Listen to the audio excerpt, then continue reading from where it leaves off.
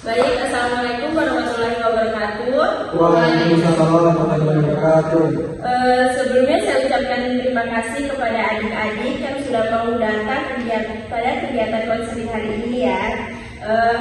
Mungkin pada hari ini sebelum kita lanjut pada kegiatan konseling, alangkah baiknya kita berdoa terlebih dahulu supaya kegiatan tersebut berjalan dengan lancar. Mungkin dari adik-adik ada yang mau memimpin doa, saya persilakan. Saya Ya, silakan. baik teman-teman, sebelum kita melakukan proses konseling, ada baiknya kita berdoa terlebih dahulu. Berdoa menurut agama dan keyakinan kita masing-masing. Berdoa dimulai. Berdoa selesai. Baik, terima kasih kepada adik yang sudah memimpin doa. Sebelum kita lanjut, karena saya belum mengetahui namanya adik-adik di sini, jadi alangkah baiknya kita berkenalan terlebih dahulu ya. Dimulai dari saya. Baik, perkenalkan saya Lisa Juliana. Di sini saya sebagai konselor dan dilanjut dari sebelah kanan saya. Oke, jadi perkenalkan nama saya Diana Putri Alisa. Perkenalkan nama saya Azam. Perkenalkan nama saya Wahyu. Terima kasih. Karena di sini sudah perkenalan, ada Tiara, Azhar, Wahyu dan juga Yovita. Jadi di sini adik-adik tahu tidak kenapa saya panggil untuk datang kemari? Jadi di sini sedikit saya jelaskan. Di sini kita akan melakukan kegiatan konseling kelompok, di mana konseling kelompok ini merupakan sebuah bantuan yang diberikan oleh seorang konselor, yang mana konselor yaitu saya sendiri dan kepada anggota kelompok yaitu adik-adik. Nah, di mana nantinya di dalam proses pelaksanaan konseling kelompok ini terdapat yang namanya dinamika kelompok. Jadi permasalahan yang ada di sini diselesaikan melalui dinamika kelompok. Nah, kemudian tujuannya sendiri yaitu untuk membantu adik-adik menyelesaikan permasalahan melalui kegiatan ini. Di dalam pelaksanaan konseling kelompok ini terdapat beberapa asas. Yang pertama yaitu asas kerahasiaan, yang mana di sini adik-adik bisa menceritakan semua masalah adik-adik tanpa disebarluaskan. Jadi masalah adik-adik akan terjaga cukup sampai di sini. Yang kedua yaitu ada asas keterbukaan. Jadi adik-adik bisa menceritakan dengan bebas semua masalah adik-adik, yang mana di sini permasalahannya nantinya akan kita bahas di sini. Dan yang terakhir yaitu ada asas kenormatifan. Jadi proses konseling ini harus didasarkan kepada nilai dan norma yang berlaku dalam lingkungan sosial kita. Nah, itulah tadi mengenai asas. Bagaimana penjelasan saya? Apakah sudah dapat dipahami? Baik, terima kasih. Sebelum itu kita menyepakati waktu terlebih dahulu ya.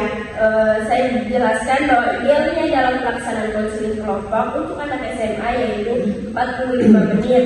Jadi bagaimana, apakah dalam waktu 45 menit itu cukup? Betul. Baik, terima kasih. Jadi sebelum kita masuk ke kegiatan selanjutnya, dimana kalau kita melakukan ice breaking terlebih dahulu, karena saya lihat adik-adik masih terlihat sangat tegang ya. Baik, langsung saja, tadi sudah percobaan, kita lanjut yaitu tepuk pagi. Ya, oke, karena semuanya sudah konsentrasi. Jadi di sini nantinya saya akan memberikan kesempatan kepada adik-adik untuk menceritakan permasalahan yang baik, yang mana permasalahan di sini yaitu terkait people pleaser atau biasa dikenal dengan rasa tidak enakan. Nah, baiklah, mungkin dari kalian di sini ada yang mau menceritakan terkait masalah yang pernah kalian alami atau sudah kalian alami terkait dengan topik permasalahan pada pagi hari ini. Ya, silakan Wahyu. Ini Kak, saya itu punya permasalahan Kak.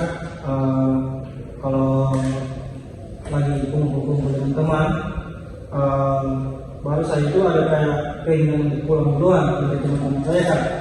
Terus saya juga ada rasa tidak enakan kan untuk pergi duluan dari tempat teman-teman kumpul itu.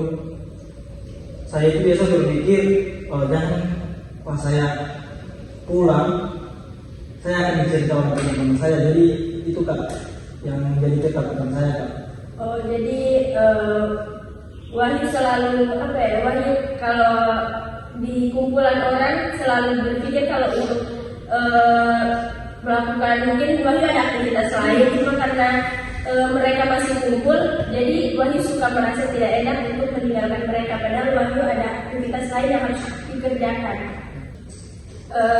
Mungkin dari teman yang lain ada yang mau cerita masalahnya. Saya Ya, kepada kita silakan. baik, terima kasih. Jadi saya punya permasalahan itu, semisalnya toh ada teman yang si A ini, Pak ada saya yang keluar, terus teman-teman yang si B ini juga Pak ada saya keluar di hari yang sama dan di waktu yang sama. Nah di situ saya merasa tidak enak mau keduanya itu. Jadinya saya merasa tidak enak untuk menolak kedua teman saya tersebut. Oh, jadi di sini kita sulit untuk mengatakan tidak. Ya, Bisa ada yang mengatakan tidak untuk menolak ajaran mereka. yang lain, ada yang masih mau menceritakan masalahnya? Ya, kepada saya silakan. Kalau saya sih sebenarnya sama dengan yang dulu kita rasakan, yang dulu kita punya permasalahan. Cuma bedanya ketika misalnya saya diajak sama teman saya, diajak keluar, sebenarnya saya tidak mau toh. Saya tidak mau untuk misalnya keluar, tapi karena saya berpikir kalau saya tidak terima ajakannya, kalau saya tidak bilang iya, nanti bagi teman saya gitu. Oh, baik. Baik, dari teman-teman yang lain mungkin masih ada yang mau menceritakan masalahnya. Silakan. Saya tidak enakan bersama kawan ini. Kalau di tongkrongan mau pulang cepat itu kayak tidak enakan begitu dengan teman-teman lain.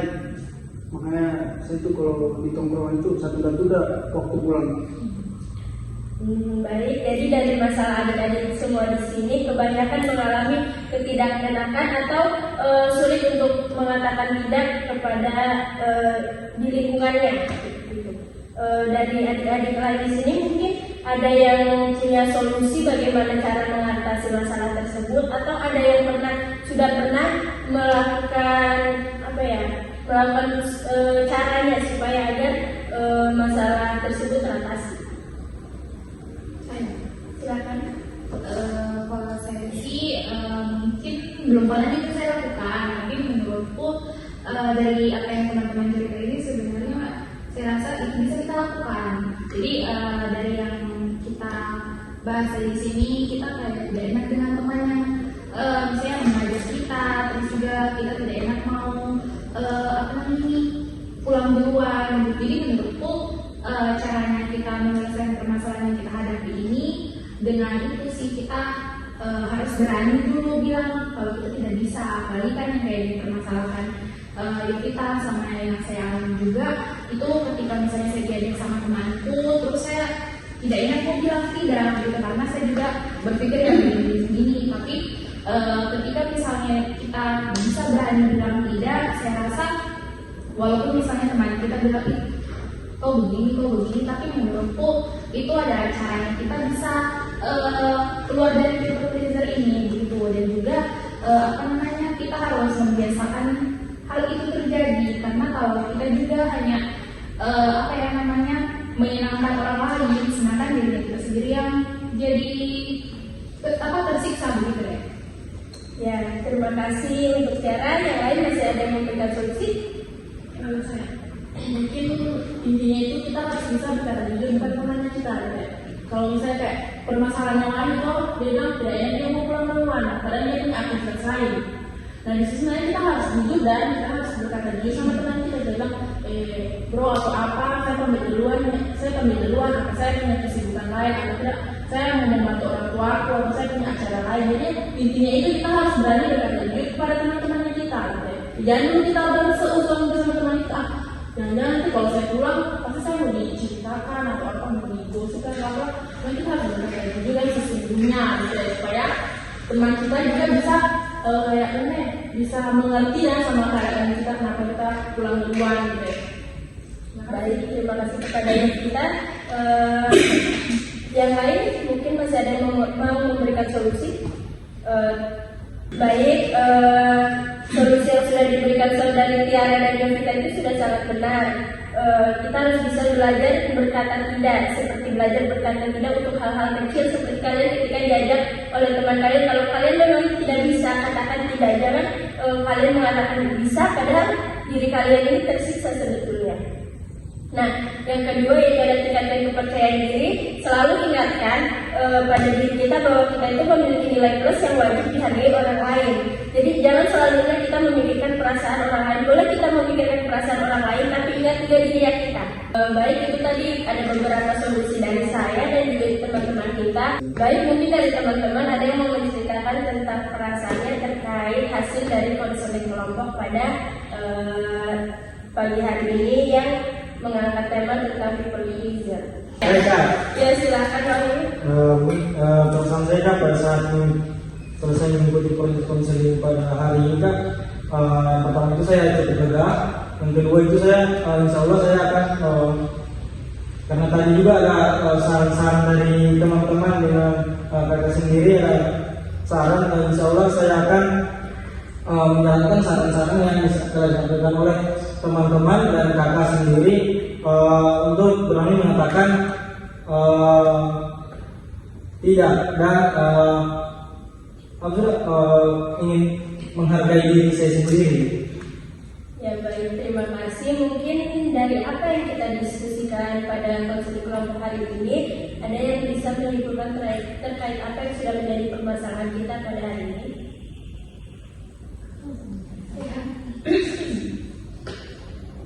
Silakan Tiara. Kalau dari saya, kesimpulan yang saya dapat dalam proses konseling kali ini dengan permasalahan people pleaser, saya jadi lebih tahu bagaimana permasalahan yang dihadapi oleh teman-teman di sini, dan juga saya jadi tahu bagaimana cara menangani permasalahan tersebut gitu. Jadi ketika misalnya kita mengalami hal people pleaser itu, caranya kita biar keluar dari hal tersebut ya kita harus berani mengungkapkan apa yang kita rasakan gitu ya, walaupun misalnya orang yang misalnya mengajak kita terus kita bilang tidak, kita harus berani bilang itu, jangan takut, karena kalau kita hanya menyenangkan dirinya orang, maka diri kita sendiri yang tertekan gitu. Ya, betul sekali apa yang sudah disimpulkan oleh teman kita. Semoga tips-tips yang sudah diberikan teman kita, diberikan oleh saya, dapat kita gunakan untuk mengatasi rasa people pleaser kita ini, agar diri kita juga tidak tersiksa ke depannya. Dan oke, jadi sampai di sini ada yang mau ditanyakan lagi? Baik, karena tadi kita memulai dengan membaca doa, maka kita akhiri juga dengan membaca doa. Dari teman-teman mungkin ada yang mewakili untuk memimpin. Silakan. Baik teman-teman, dengan berakhirnya proses konseling kita pada hari ini, karena kita tadi juga diawali dengan doa, berikutnya kita tutup juga dengan doa. Berdoa menurut dan keyakinan kita masing-masing. Berdoa dimulai. Berdoa selesai. Baik, terima kasih. Saya ucapkan wassalamualaikum warahmatullahi wabarakatuh. Waalaikumsalam warahmatullahi wabarakatuh.